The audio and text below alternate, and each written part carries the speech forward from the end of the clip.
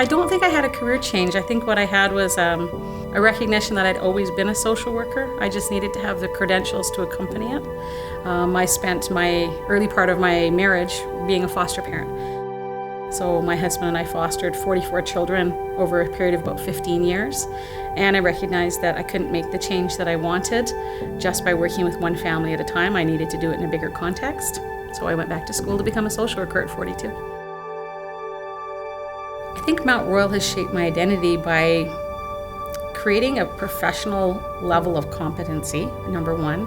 But secondly, that small environment, that tighter-knit community within Mount Royal allowed me to feel safe going forward, because as a mature student, lots of people question why are you here, why are you doing this later on, but Mount Royal for me created that place where I was able to feel that the value in my maturity was that I had life experiences that were relevant.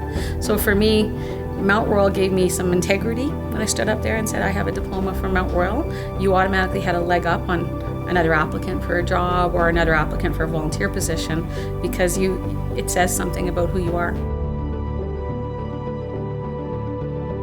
People enter social work, I think, for a variety of reasons.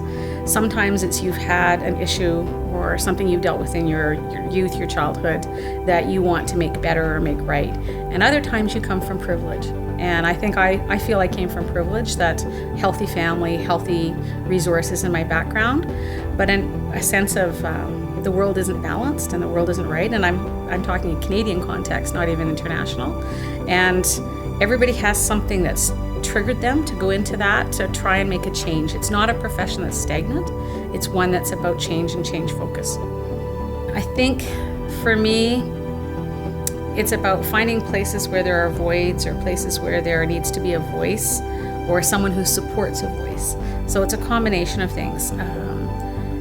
My passion's always been around kids and about making a better community for kids. That's probably the predominant focus for me.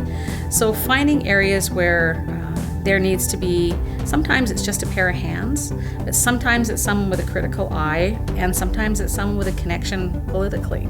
And I look for ways to find a place to provide that service in an area that can create voice or policy change. You can't sit back and expect someone else to do it. You have to look at it, and if someone needs to change that, then you're that someone, because you've recognized it. And if you're not that someone, then you're the person that needs to find that connection, that way in, that will help impact something. And it can be just one person's voice, but it can be a policy all the way to Ottawa.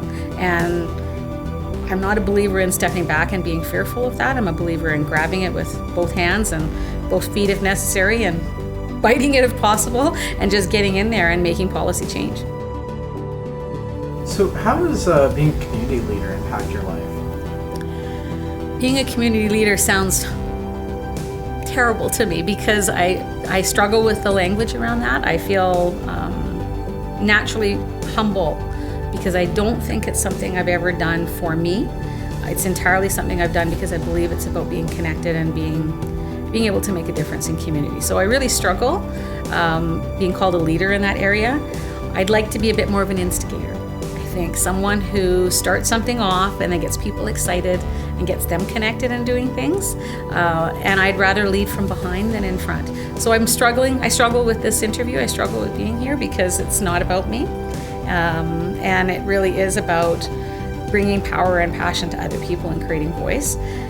It's time consuming, but I could stay at home and watch Netflix, or I can get out and do something and make a difference in the community. And there's all kinds of time for that at another point in my life when I'm old and unable to. At this point, I'm loud, I'm passionate, and I'm busy, and I like it.